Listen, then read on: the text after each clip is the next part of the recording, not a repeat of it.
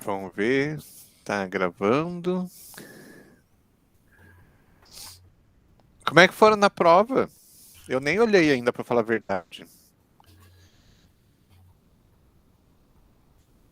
Ih, o que é esse silêncio? Não foi ruim, não. Não? Não. Ah, então tá bom. Levei até um susto por causa desse silêncio aí que ficou no ar. Bom, deixa eu colocar o material então. E vamos lá. A Júlia falou que na minha foram. Isso quer dizer que nas outras, mais ou menos? É bem menos. Ah, bom, vamos lá. Tá aparecendo aí para vocês? Agora que eu coloquei, Tá sim, prof. tá? Deixa eu colocar em tela inteira. A gente ainda continua falando de solução. A solução dentro das formas farmacêuticas líquidas é o tema mais abordado, porque a maior parte dos produtos que a gente faz está na forma de solução. Então a gente vai continuar ainda falando um tempinho. Depois a gente passa para as suspensões, que é rapidinho, e para as emulsões orais, que também é bem rapidinho. Vamos lá. Se ele for para frente. Então a gente já falou de solução de uma forma geral, modo de preparo, né? Que o solvente e o soluto têm que ser compatíveis para que o soluto dissolva no solvente.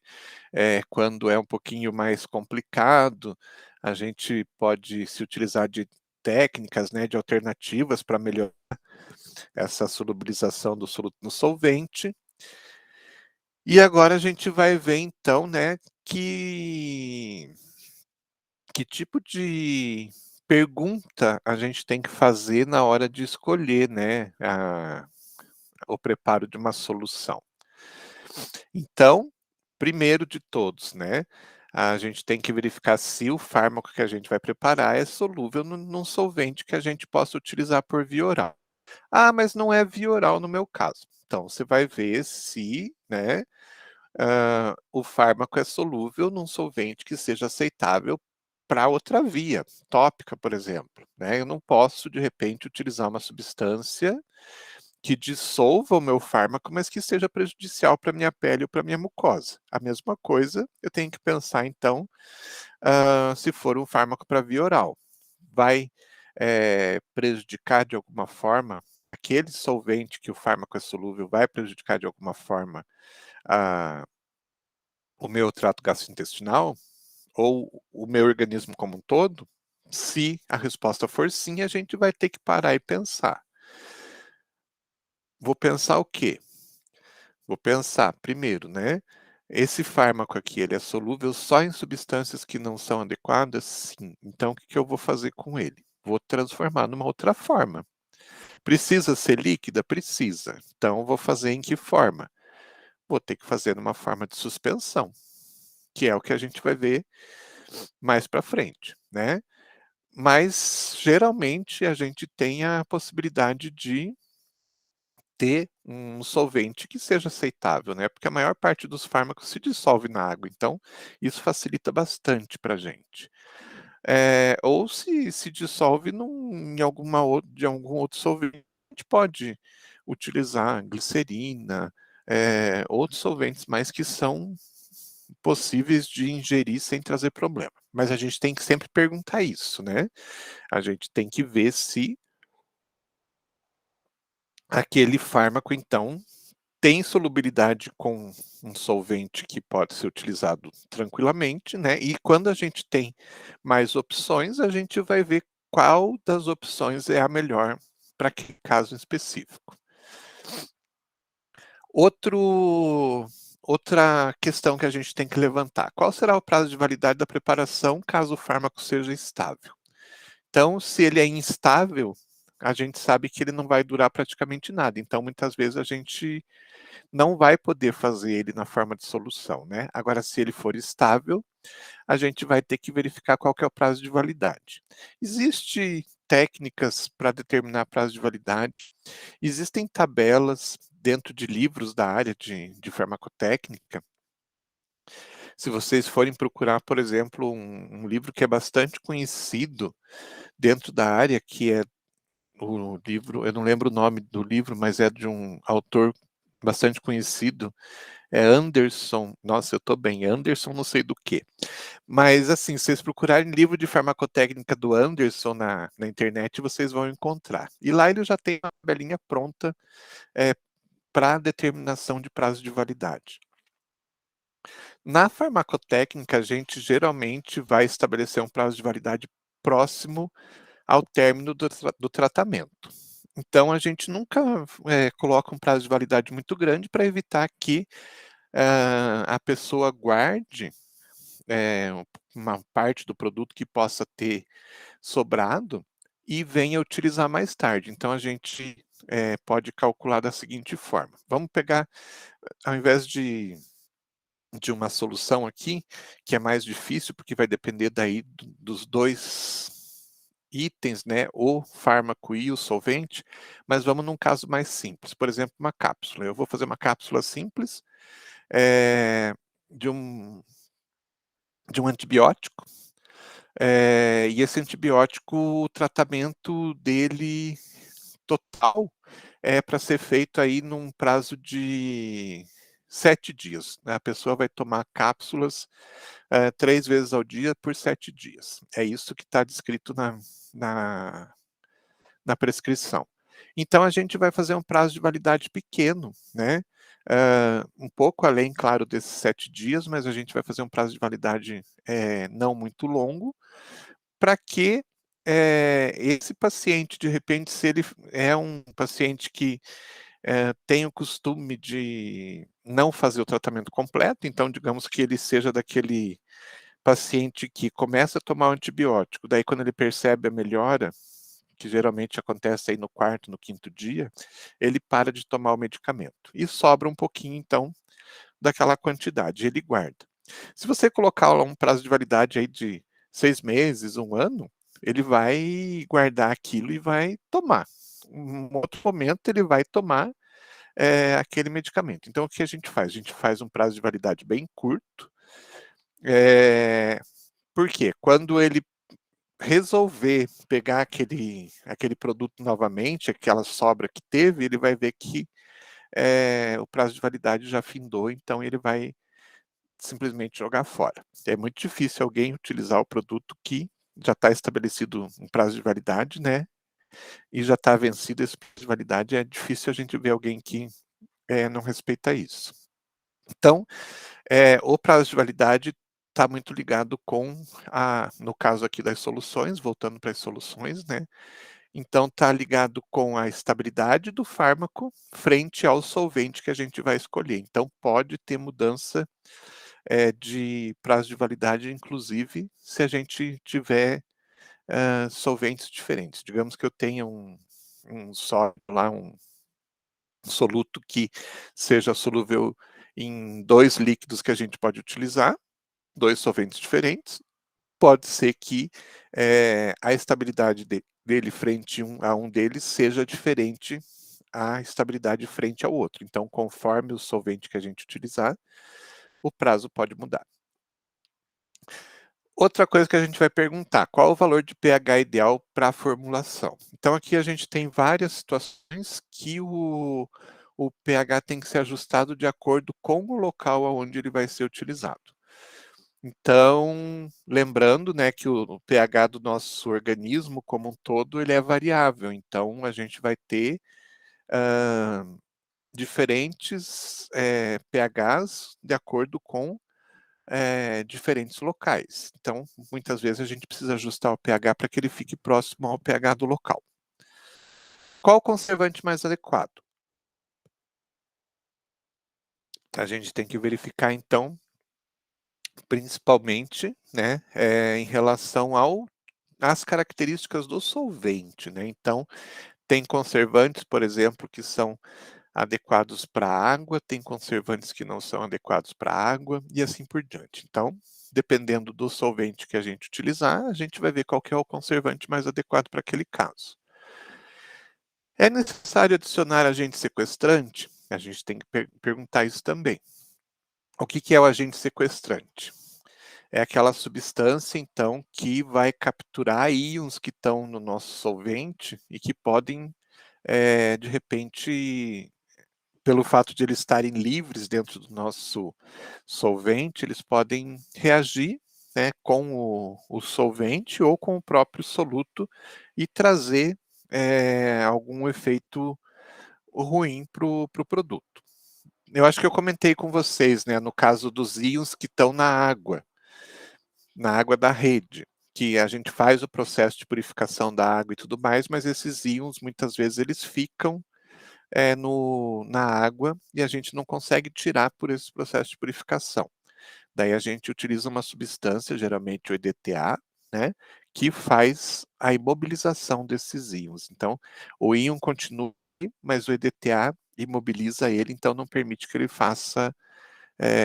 tenha ação, tenha efeito, né? Então, ele está ali, mas ele está quietinho, ele não vai interferir na formulação.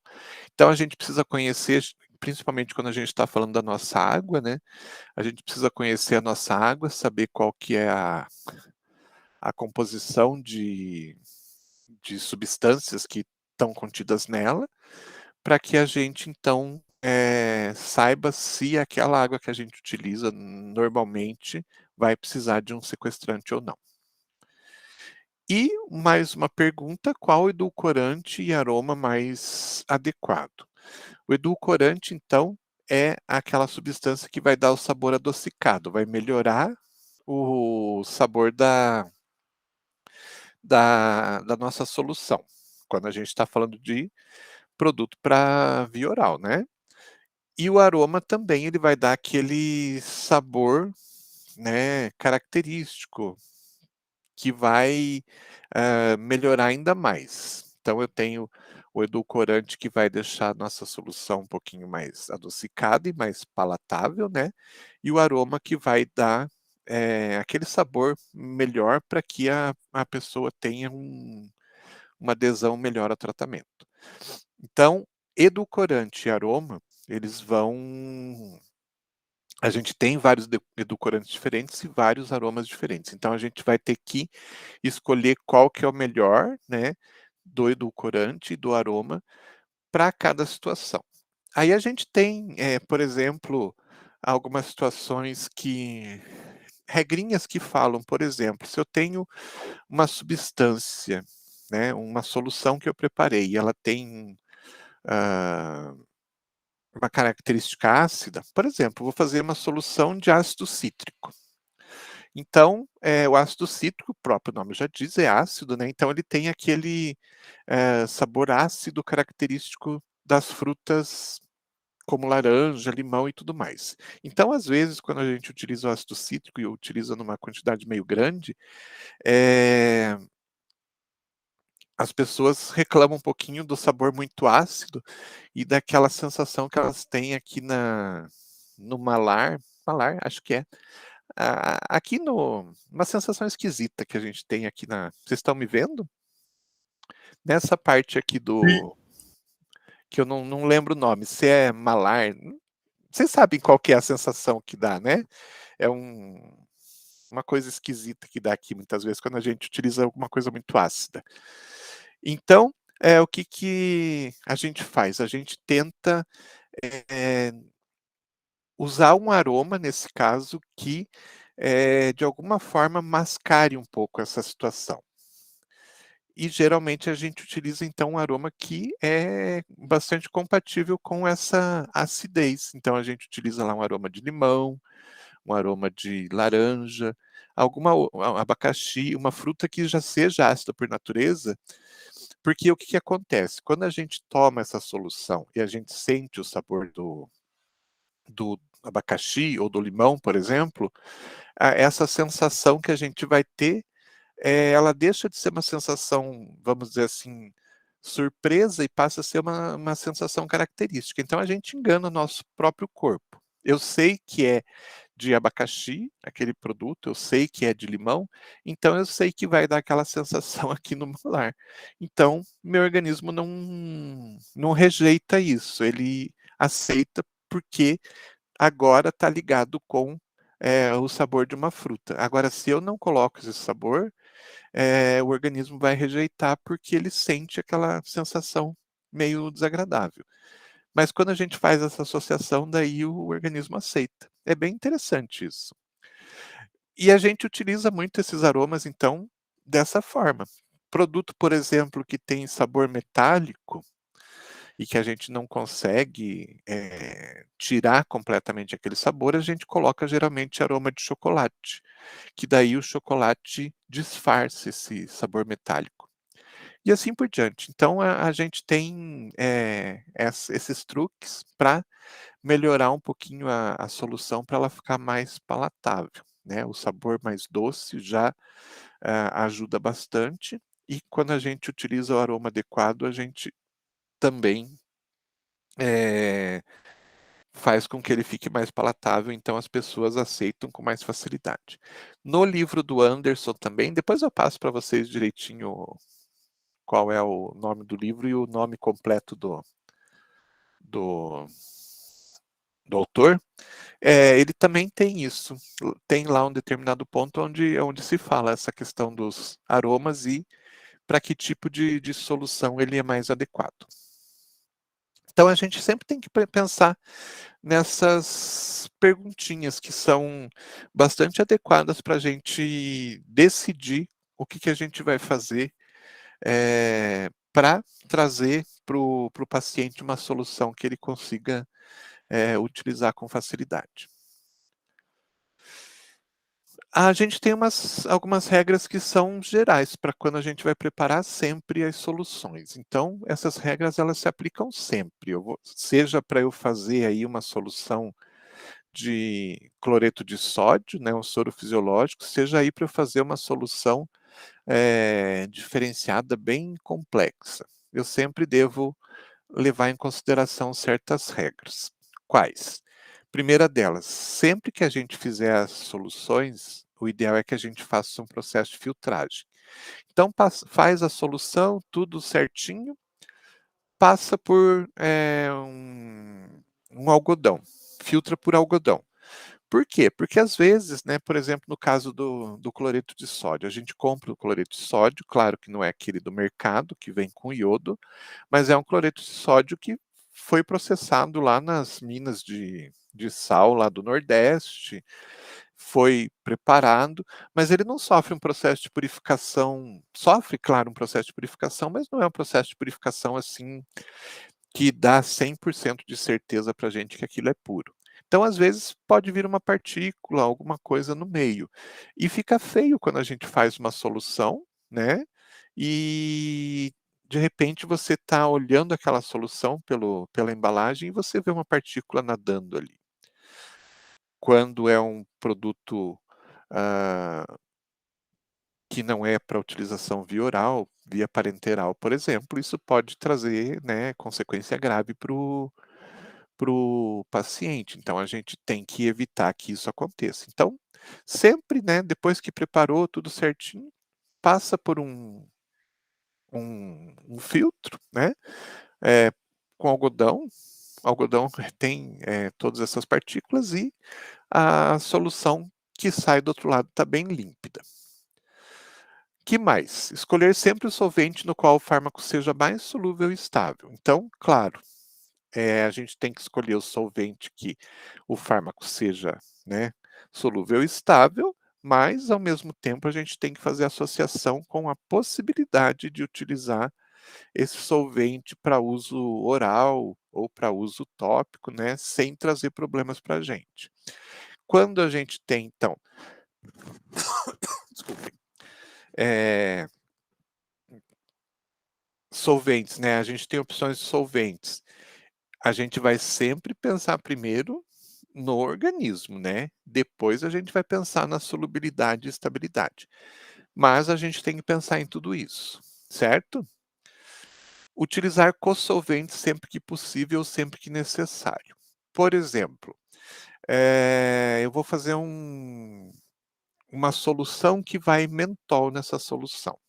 Se eu tentar, por mais que eu triture o mentol, tente dissolver ele na água, ele vai dissolver com uma dificuldade muito grande. Então eu vou utilizar um cosolvente para auxiliar essa, dissolução do mentol.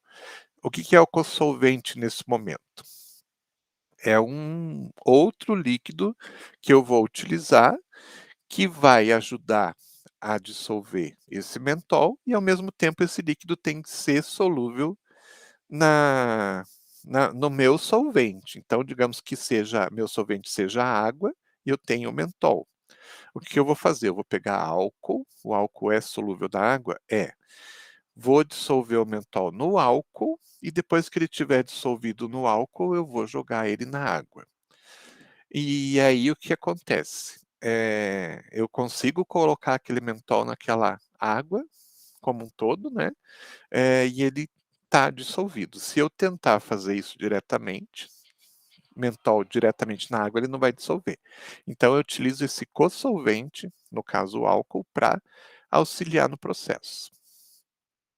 Ao preparar soluções, dissolver separadamente solúveis em água, álcool e outro solvente. Então, aqui é uma regra sempre, né? Então, o digamos que o mentol, né, ele é solúvel mais em álcool, então eu vou dissolver ele no álcool. Depois eu misturo lá na solução. Tem coisas que são solúveis na água, eu já vou dissolver na água. Eu preciso dissolver uma substância que ela é solúvel em glicerina. Então eu vou dissolver na glicerina, depois eu coloco lá na água, tá? Então, assim por diante, sempre assim. Então, muitas vezes eu vou utilizar 2 cosolventes, né, eu vou utilizar o álcool, a glicerina, o propileno glicol, para conseguir dissolver essas substâncias e conseguir colocar dentro da solução. Quando eu for preparar soluções viscosas, como o xarope, edulito, a gente vai dissolver o fármaco em um líquido pouco viscoso. Então, depois a gente vai colocar ele lá no xarope, no caso, né. Então, a gente tem que pensar o seguinte: eu tenho um sólido que eu vou colocar lá no xarope. O xarope, ele é viscoso né, já está pronto, então ele tem que ter a viscosidade adequada. Muito bem, mas se eu pegar esse sólido e tentar dissolver ele diretamente no xarope, o que vai acontecer? Vai ser bem difícil de ele dissolver. Então o que eu vou fazer?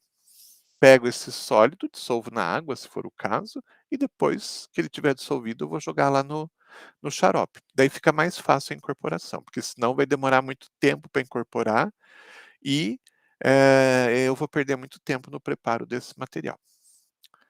Sempre adicionar o líquido mais viscoso no mais fluido. Então, se eu tenho 2 substâncias que eu vou misturar para preparar uma solução e uma delas é viscosa e a outra é menos viscosa, eu sempre vou jogar a viscosa na menos viscosa aos pouquinhos. Se eu fizer o contrário, também eu vou demorar mais tempo para incorporar uma na outra. Então, normalmente a gente utiliza essa regra.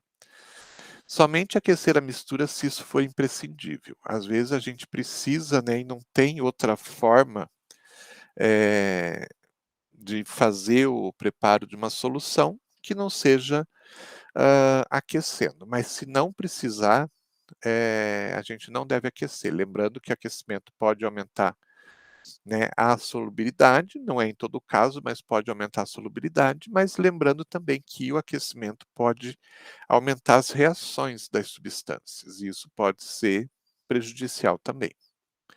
E corrigir sempre que necessário o pH. Então isso é uma coisa bastante importante. O pH, ele, como eu falei, ele pode ser diferente em diferentes áreas, e se a gente não respeitar esse pH do local aonde o produto vai ser utilizado, pode trazer consequências ruins para o usuário. Por exemplo, aqueles, a gente vai ver mais à frente, mas aqueles aquelas gotas nasais, por exemplo. Se a gente não corrige o pH e deixa o pH da solução no pH que resultou no final do preparo, se não está compatível com o pH da mucosa nasal, a pessoa vai sentir ardência, então ela vai pingar as gotinhas no nariz e vai arder um monte, e não é isso que a gente quer. A gente quer que a pessoa utilize o produto e seja confortável para ela. Então a gente precisa corrigir o pH para o pH próximo do pH da mucosa para evitar que venha a ter esse tipo de resultado ruim. Que mais? Geralmente utiliza-se água, glicerina, propileno glicol e óleos como veículos. Então, a maior parte das vezes a gente vai utilizar essas substâncias, a água, a glicerina, propileno glicol, e no caso, né, de substâncias que têm característica lipofílica, como é o caso das vitaminas, a maior parte das vitaminas ou dos hormônios, né? A maior parte deles são lipofílicos, então aí a gente vai utilizar óleo como veículo. Quando utiliza somente água como veículo, aconselha-se que seja adicionado um agente espessante, como a metilcelulose, para aumentar a viscosidade. Então, para facilitar a própria administração, né? E quando é possível, a gente vai colocar um agente espessante para dar um pouquinho mais de viscosidade naquele líquido, para que ele não escorra com tanta facilidade. Então, imaginem um xarope, por exemplo.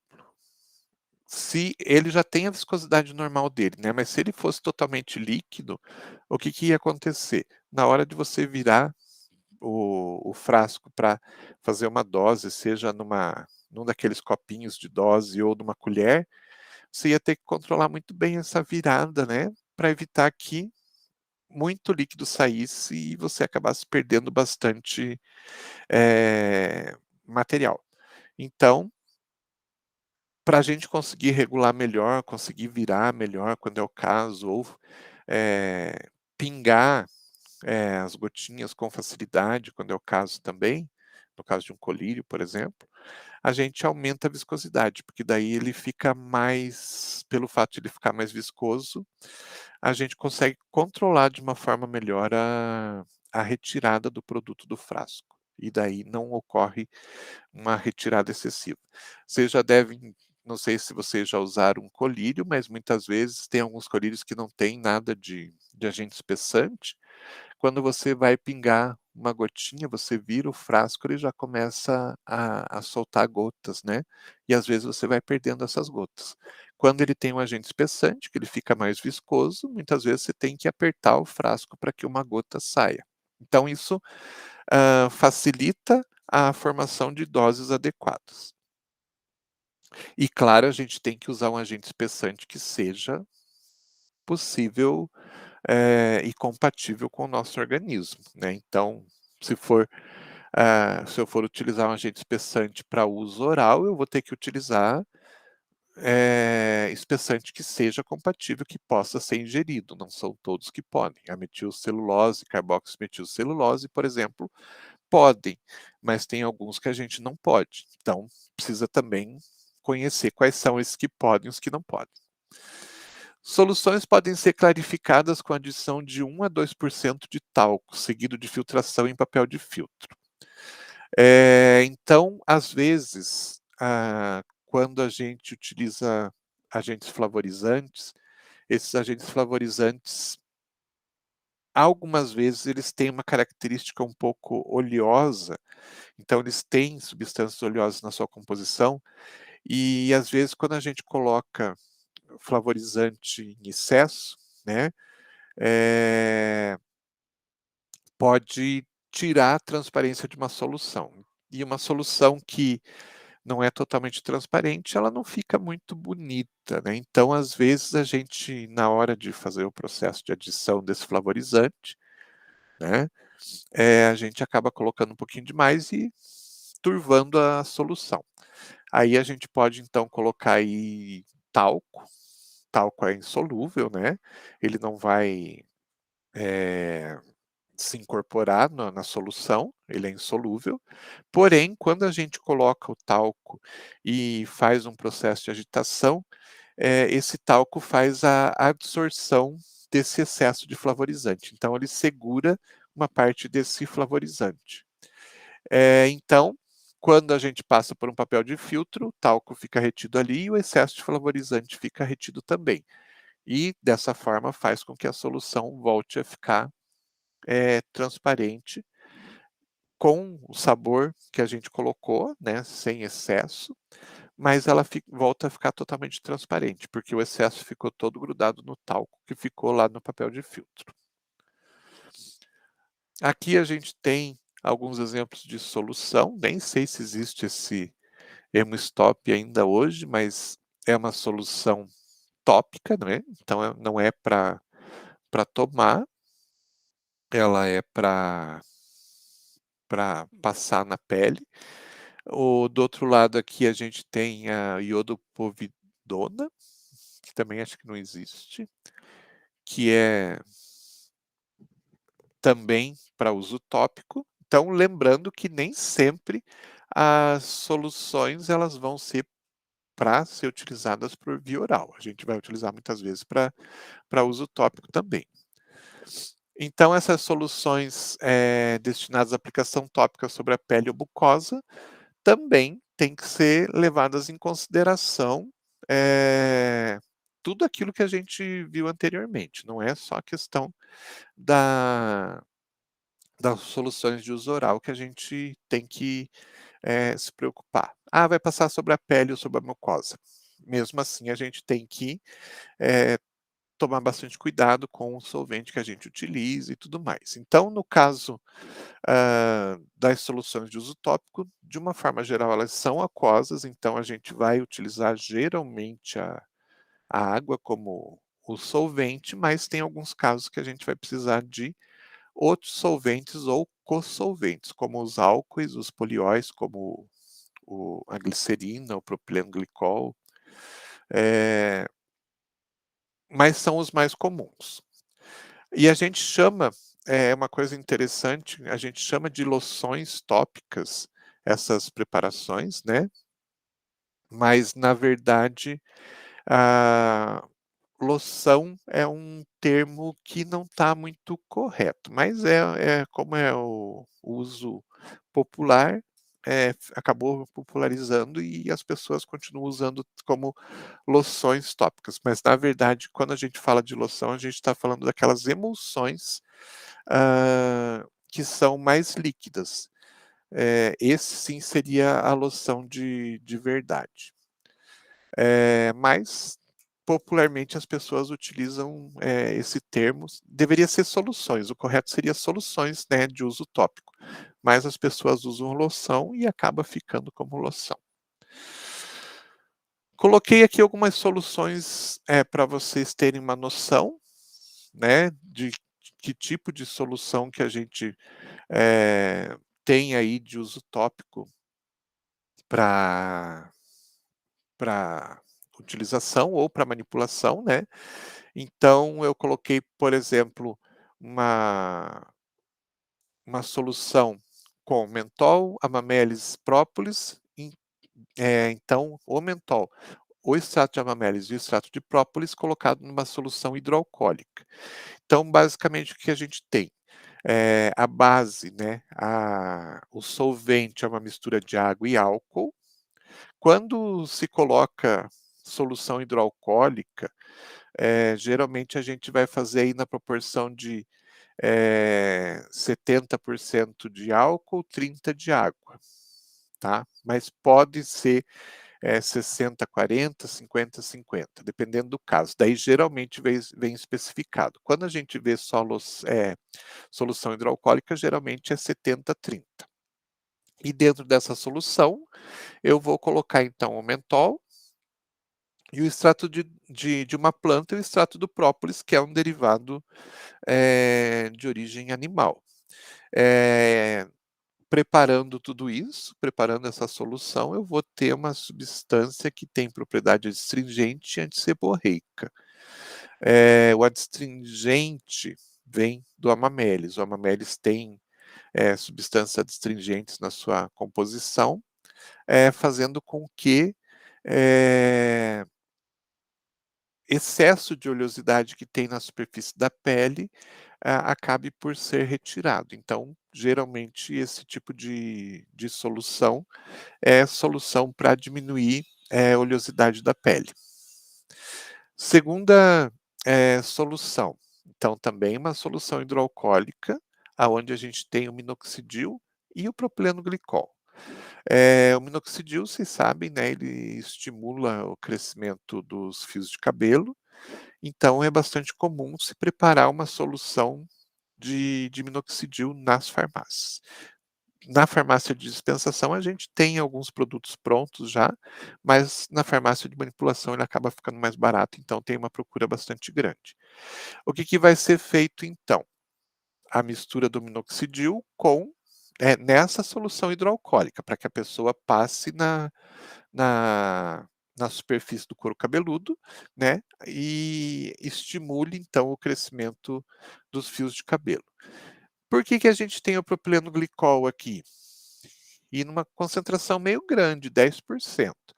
Porque é um produto que basicamente é uma solução hidroalcoólica. Então, mistura de água e álcool, o produto vai ficar totalmente líquido, ele não tem viscosidade nenhuma. Então, é ruim para a gente jogar, né, essa solução um pouquinho na mão e passar no couro cabeludo sem perda de produto. Então, o propileno glicol, ele auxilia a dissolver o minoxidil, né, então dissolve-se o minoxidil no propileno glicol e depois coloca nessa solução hidroalcoólica, e ao mesmo tempo o propileno glicol, por ser mais espesso, ele dá uma certa viscosidade para solução no final. Então ele não fica tão líquido assim e você consegue controlar um pouquinho melhor a tomada de dose, né, colocar essa quantidade X na sua mão para passar no couro cabeludo, ou quando é em sprayzinho, né, que você passe o spray e aquilo não fique escorrendo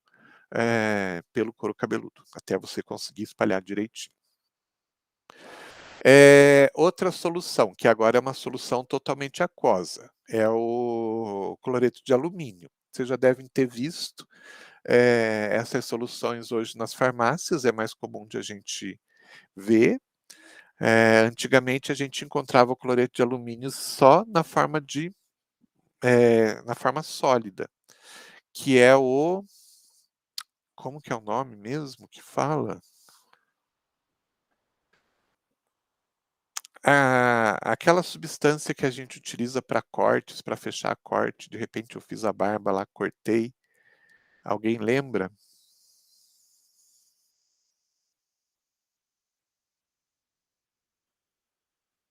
Não?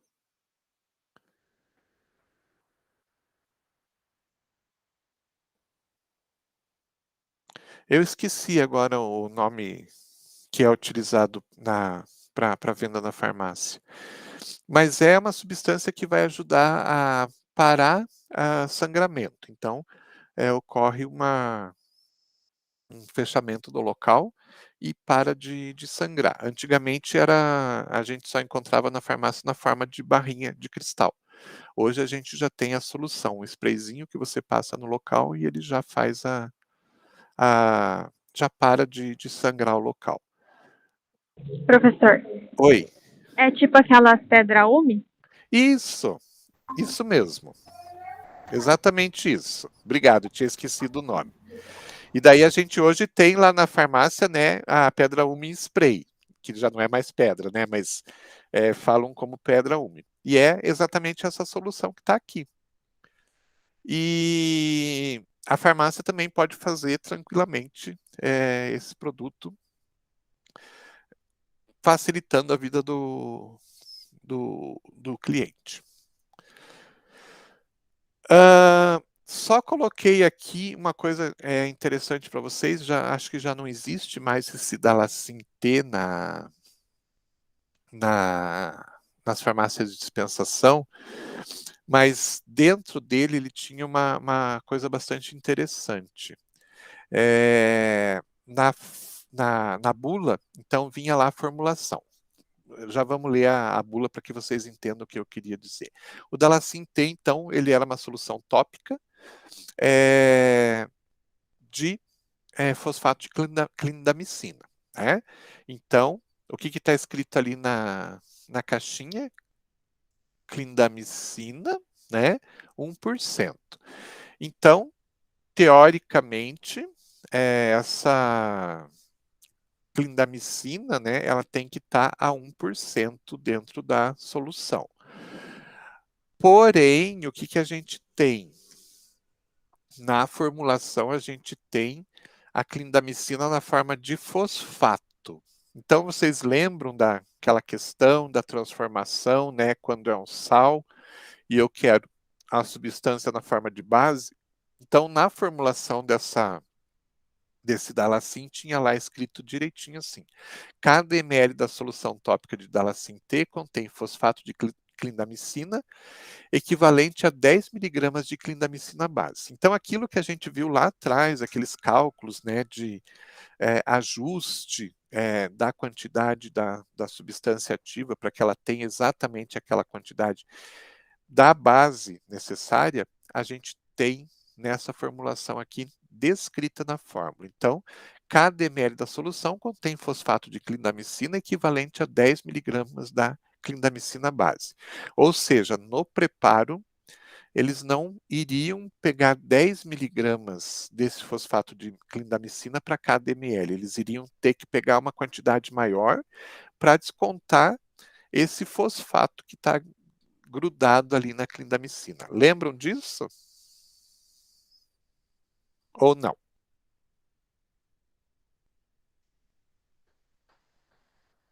Vou considerar que sim. E outra coisa interessante que tinha, né, que acho que não existe mais, dentro da descrição da fórmula, descrição da composição, que se descrevia os recipientes da seguinte forma. Então, os recipientes são álcool isopropílico, propileno glicol, hidróxido de sódio a 10%, ácido clorídrico a 10% e água purificada. Então, basicamente, a base da solução é água, né, álcool, então uma solução hidroalcoólica, e propileno glicol para dar uma certa viscosidade. Mas aí eu pergunto para vocês, tem hidróxido de sódio e ácido clorídrico como recipiente. Como é que pode? O hidróxido de sódio e o ácido clorídrico, eles não vão um neutralizar o outro?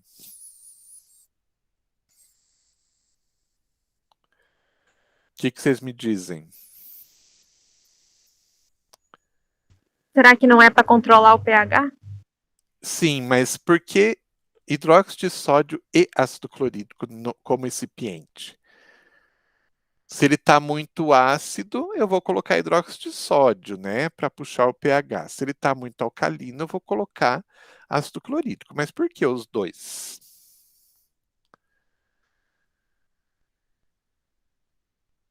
Não tem alguma coisa que não bate direito aí?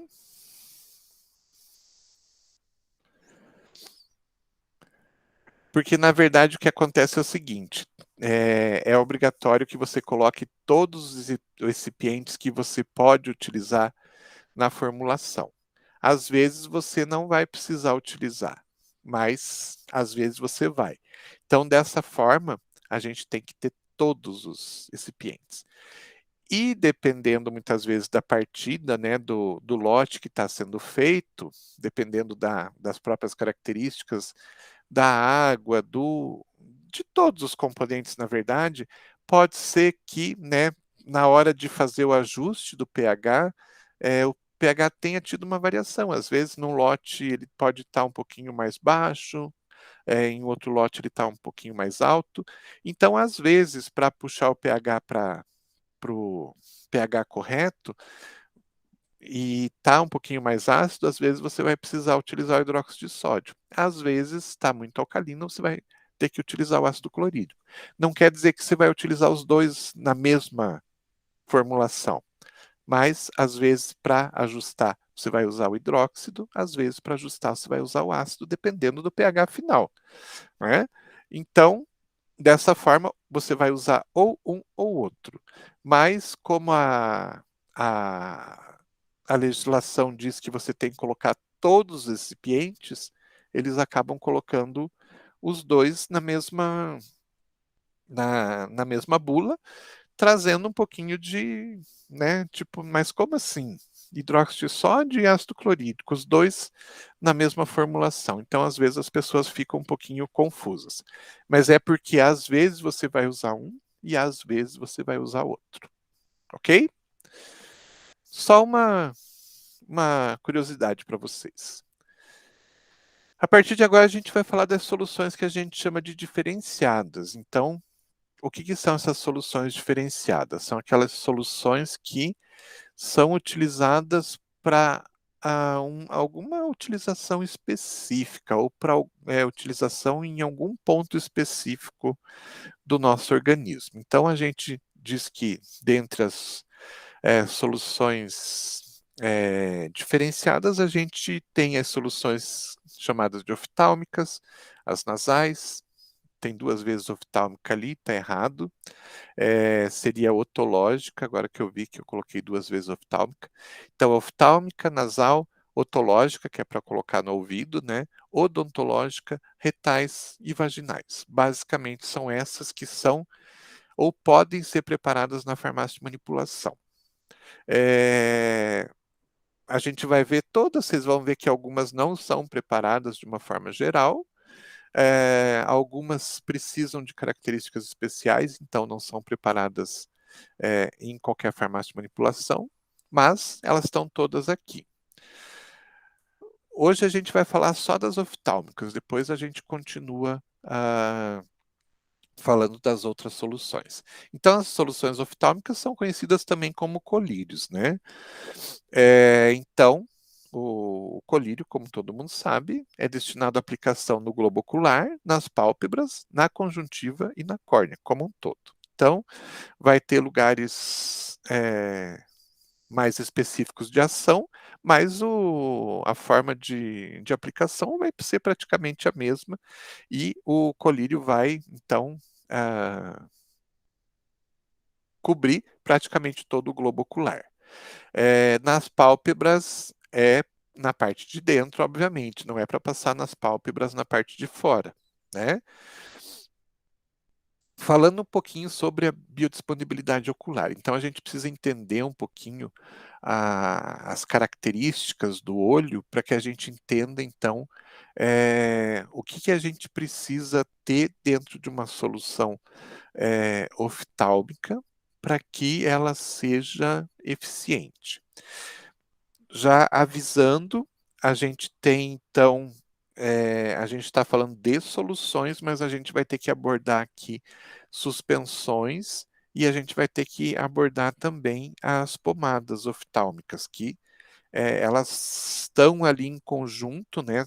Todas são utilizadas para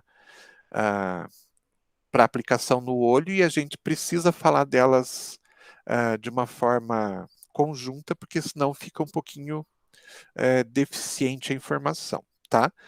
O foco são as soluções, obviamente, mas a gente vai ter que puxar a suspensão ou a pomada em algum momento aqui para que fique mais claro toda a situação.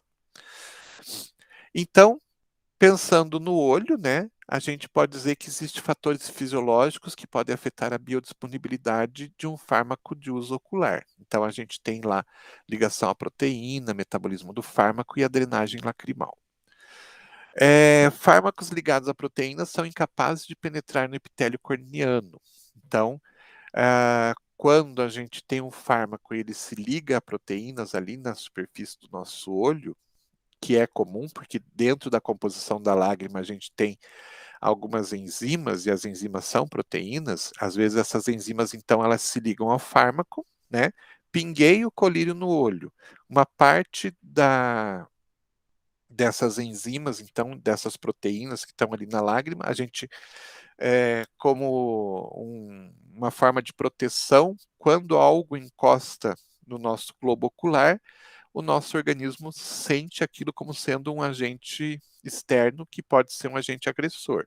Então, o nosso organismo tenta, de alguma forma, retirar aquele agente agressor com a utilização da lágrima, né? Então a gente começa a lacrimejar exatamente porque o nosso organismo está tentando proteger o nosso olho desse agente que ele considera como agressor.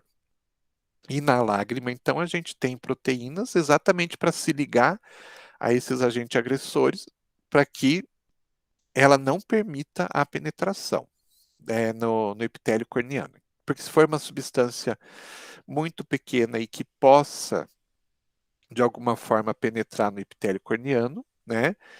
Quando a lágrima chega ali no local, ela pega essa substância, ela se liga, então as proteínas da lágrima se ligam a essa substância, fazendo com que, né, ela fique muito grande para ser absorvida. E dessa forma, acaba fazendo uma retirada daquela substância. Porém, quando a gente está utilizando um fármaco, a gente quer que aquela substância, né, faça o seu efeito superficialmente ali, ou faça seu efeito penetrando no epitélio corneano. E daí a lágrima acaba sendo um estorvo, vamos dizer assim, porque o nosso organismo vai tentar retirar aquilo. O organismo não sabe que aquilo é um medicamento e que está sendo utilizado para o bem do próprio organismo. Ele reconhece como uma substância, simplesmente uma substância externa, e vai tentar retirar. Então, quando a gente utiliza essa via, se a gente precisa de absorção, a gente vai ter problemas, né? Porque vai ter esse mecanismo do organismo de fazer essa ligação com as proteínas para evitar exatamente a absorção. Então, às vezes, a gente tem que se utilizar de alguma técnica para evitar que isso aconteça. E muitas vezes essa técnica é, de alguma forma, aumentar a viscosidade do produto para que esse produto se ligue mais à superfície do globo ocular e fique mais tempo em contato. Então, por isso que muitas vezes a gente utiliza uma pomada na superfície do olho. Não sei se vocês já pararam para pensar por que a gente utiliza uma pomada, né? Mas quem já utilizou sabe que a pomada, ela derrete facilmente, né, com a temperatura ali do olho, mas ela embaça a vista, ela é incômoda, mas o que a gente tem é que o uso de uma pomada, pelo fato de ela ser oleosa também, né, ela se agarra com mais facilidade na superfície do olho. E mesmo a lágrima, né, o organismo soltando, liberando lágrima ali direto, faz com que a retirada dessa pomada seja, pelo fato de ela ser oleosa, seja mais difícil. E dessa forma, a gente, né, tendo o fármaco ali dentro dessa pomada, a gente consegue fazer com que ele fique mais tempo em permanência com a superfície do olho. Então, por isso que eu falei para vocês que a gente ia ter que abordar outras formas também. Então, muitas vezes, para eu, dependendo do tipo de fármaco, se eu preciso de um tempo maior de contato com a superfície do olho, eu vou ter que, de alguma forma, aumentar essa adesão. E às vezes pode ser pelo aumento da viscosidade da minha solução, pode ser que seja suficiente, ou eu vou ter que utilizar uma outra forma, como a pomada, para que realmente fique mais tempo grudado ali e a lágrima não consiga limpar aquilo com facilidade. Ok? Então, essa questão da ligação da proteína, né, e da própria lágrima lavando a superfície do olho, ela vai trazer desvantagens para a gente e a gente tem, então, que tentar, de alguma forma, fazer com que aquele fármaco que a gente vai aplicar permaneça o tempo suficiente ali para que ele possa fazer seu efeito. Então, existe toda essa técnica que a gente tem que usar muitas vezes quando a gente precisa que o produto fique com um efeito mais prolongado. Por exemplo, se eu for utilizar aqueles colírios descongestionantes, eu não preciso que ele seja que ele permaneça muito tempo na superfície do olho, porque basicamente o pinguei, o colírio, ele já se espalha por toda a superfície do olho, ele já faz o processo de constrição dos pequenos vasos que estão ali, tirando aquela cor avermelhada. Então, é super rápido. Então, não dá nem tempo de o organismo começar a lacrimejar, o efeito já foi feito. Então, pode ser uma solução? Pode. Precisa de viscosidade? Não precisa, porque é super rápido. Agora, se eu vou utilizar um antibiótico, por exemplo, e eu preciso que esse antibiótico fique mais tempo, porque ele precisa de mais tempo para fazer a sua ação antibiótica ali na superfície do olho, eu vou dar preferência para algo mais viscoso, ou algo que tenha uma aderência maior na superfície do olho. Então, vou dar preferência para uma pomada. Ou, pelo menos, uma solução que eu aumentei bastante a viscosidade para que essa substância consiga se, entre aspas, agarrar mais na superfície do olho e fazer com que, então, o efeito do fármaco seja, o tempo de permanência do fármaco seja aumentado. Ok? E a gente tem ainda a questão da camada, da característica da córnea, né? Às vezes eu preciso de uma penetração ali no epitélio corneano, então a gente tem ainda a característica da córnea, que é ter camada lipofílica e hidrofílica na sua composição. E daí, o ideal é que a gente tenha, então, um fármaco que tenha essas duas características também, né? Hidrofílica e lipofílica, para que ele consiga ter uma penetração maior. Caso contrário, se o fármaco for só hidrofílico ou só lipofílico, ele vai ter uma dificuldade maior em fazer a penetração. E outra coisa que acontece também, né, para dificultar, é que na lágrima a gente tem enzimas que podem atuar em cima dos fármacos, quebrando esses fármacos, degradando esses fármacos. Então, às vezes, a gente precisa, de alguma forma, ou utilizar uma quantidade maior de fármaco, porque a gente já sabe, já tem que contar que uma parte desse fármaco vai ser degradado rapidamente, ou, mais uma vez, utilizar uma forma farmacêutica que seja mais difícil de ser retirada, para que a lágrima não tenha acesso tão fácil ao fármaco que está ali dentro, ou seja, usar a pomada oftálmica, né, pomada oleosa. E assim vai, né? Então, a gente tem todas essas características aí da superfície do olho que vão dificultar a utilização de alguns produtos. Então, a gente tem que levar tudo isso em consideração quando a gente vai determinar qual que vai ser a forma farmacêutica, né, mais adequada para aquele caso, e verificar se precisa ou não de um aumento na viscosidade do material. Bom, eu vou parar por aqui. Daí, semana que vem, a gente continua falando das características que são obrigatórias para os colírios, né? E as substâncias que são colocadas ali nos colírios que vão auxiliar, né? A substância que a gente chama de adjuvantes, né? Então, substâncias que vão ajudar na conservação, na correção do pH e assim por diante. Beleza? Então, paramos por aqui. E daí, semana que vem, a gente volta na continuação aqui dos colírios. Dúvidas? Acho que não, professor. Está tranquilo, professor. Então, tá bom. Então, gente, um bom final de semana para vocês e até a semana que vem. Até. Um abraço. Outro. Obrigada, professora. Nada, Até semana que vem. imagina. Até. Tchau, tchau.